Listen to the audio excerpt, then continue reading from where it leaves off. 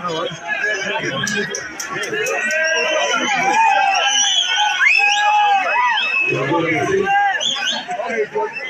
Excellency,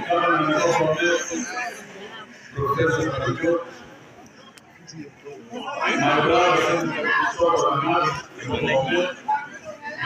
Parliament who are here,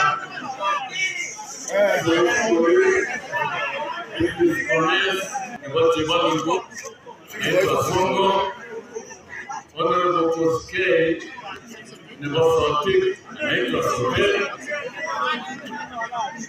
viongozi mbalimbali chama cha Michelo, it is allowed, it is democracy, it's a right to what to do. Diga Mohamed Amjad. Union.